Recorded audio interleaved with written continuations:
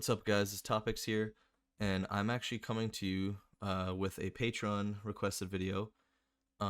This is going to be covering my top 8 tips for Ara-Kara, the dungeon in the War Within Season 3. I've come up with 8 things that I think are really going to help you crush this dungeon. And so we're going to go over those. I'm going to skip to the sections of the video that are covering these tips, and we're going to talk about them.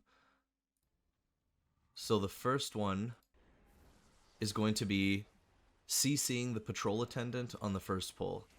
So, as you see, I'm gathering this first pull. I've marked this attendant over here, as you can see on screen. This attendant right here needs to be CC'd. If you CC this attendant on the first pull, you're going to have a much easier time handling this.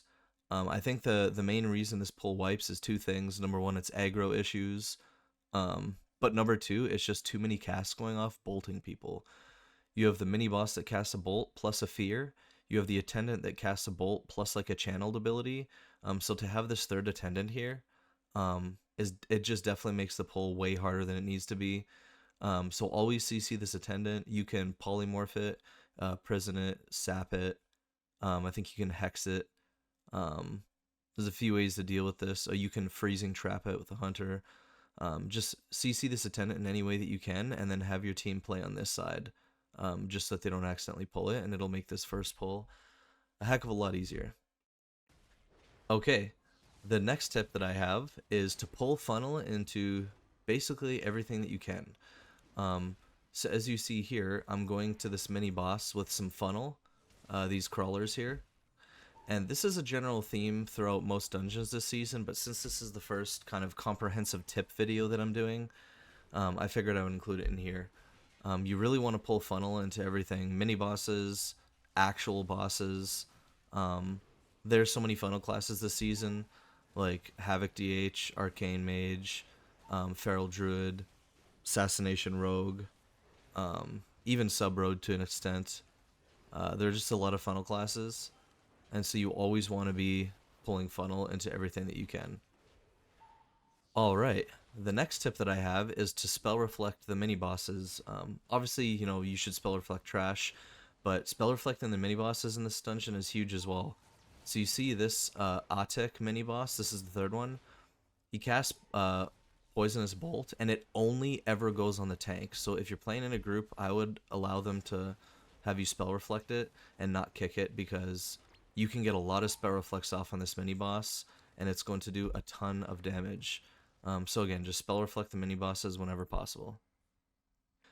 Tip number 4, as you see me pulling a funnel into first boss, as I mentioned in one of the previous tips, I want to go over boss positioning.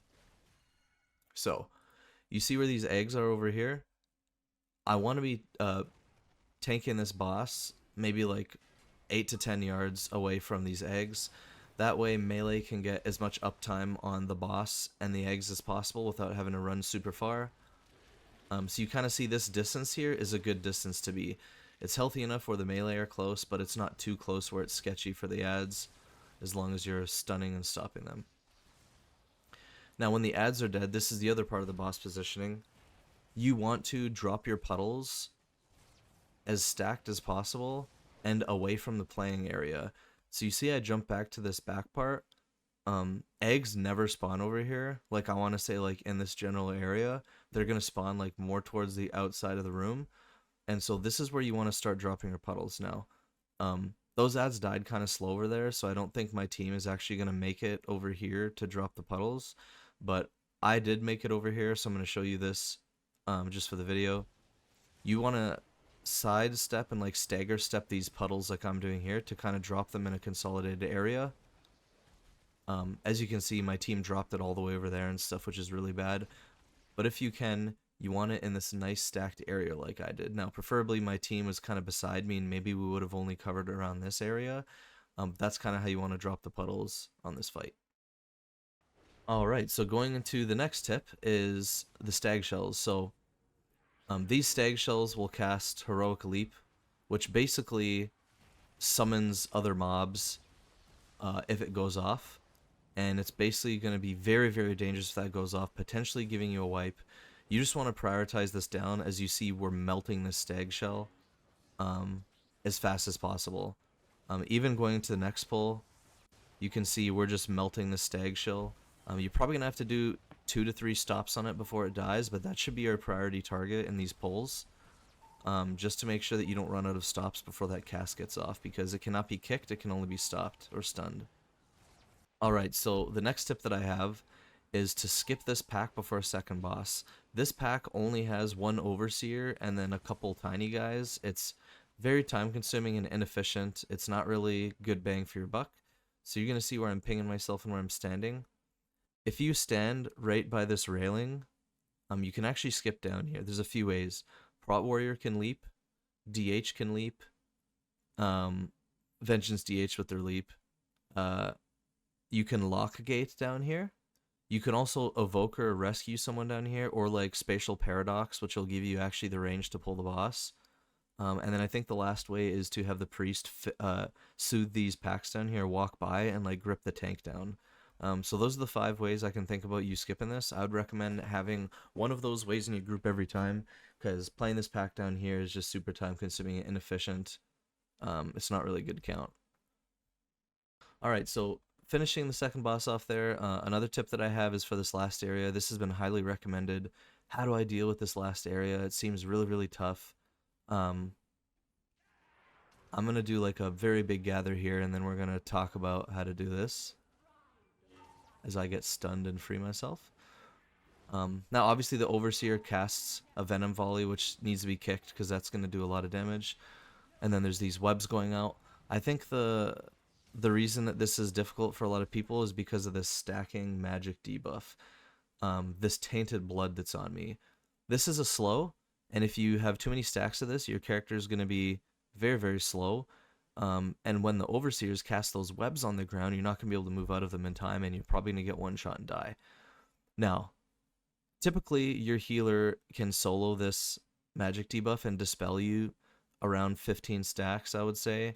15 stacks is when it starts getting a little dangerous and a little slow, and they want to dispel you right before the first webs cast go off.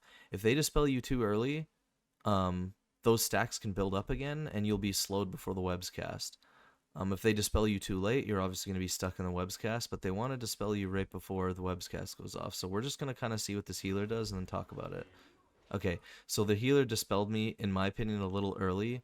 He dispelled me at 12 stacks, and look, I already have 5 stacks again. But there's a little bit here before the webs cast goes off again, so maybe we'll be fine. Okay, so thankfully his dispel was off CD again, and he was able to dispel me again, and you see I'm really low stacks as these webs are going out, so I'm able to move out of them completely fine. Obviously there's a lot of tanks that have other ways to deal with this. Let's say I have really high stacks, my healer's not dispelling, I'm about to get stuck, I can just heroic leap out, no problem. If you're a monk, you can Tiger's Lust. If you're a paladin, you can Freedom. DH can obviously also leap. DK can Death's Advance. I don't think Bear has any way to get rid of him, so Bear really needs a dispel on this, and basically is at the mercy of their healer. You can maybe wild charge to a mob, but the chance of a mob being way over here that you can wild charge to is pretty low. So yeah. Alright, and the very last tip that I have is to pull this Blood Guard. This Blood Guard is extremely doable now, and it's actually a really good count if you can pull it. So usually I pull it with these 2 Overseers, and there's a patrol pack that's coming in a second here. You see these carriers flying in, you can pull those in here too. You don't have a stacking slow magic debuff on this, so when these Overseers cast the web, the tank can move out of it no problem. The only real thing about this pull that's hard is the swarm that this Blood Guard does, which the healer has to heal through. But that Blood Guard used to do a stomp, an AoE stomp, and it would get stronger and stronger every stomp it did, and they removed that, which makes this Blood Guard completely doable. And the nice thing about this pull too is once these flying carriers are dead, you can pull these last 2 Overseers for funnel into last boss. So you'll see these carriers are almost dead. And these overseers I can pull as funnel into this last boss because they only have like a kick every 20 seconds and it's pretty easy. So that will conclude this video on my top 8 tips for the Ara-Kara dungeon. Leave a like and subscribe if you enjoyed this video, and comment down below if there's any hidden tech or really good tips that you think deserve an honorable mention. See you guys in the next one. Peace. Shout out to all the Patreon members. It's because of your support that I'm able to continue making Protection Warrior and World of Warcraft content. Thank you.